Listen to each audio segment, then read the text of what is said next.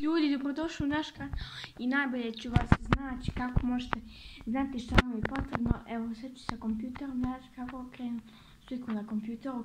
Evo pokazat ću. Evo vidite, kad imate ovakav kompjuter vidite, kad hoćete da ga promijenite da ovako bude. Samo to je jedno pravo za vas. Znači vi sad Alt Gr tipku držite sa tom tipkom u lijeve strelice, pogledajte što se događa. Sad je, evo sad ovdje kompjuter ovako treba da stoji.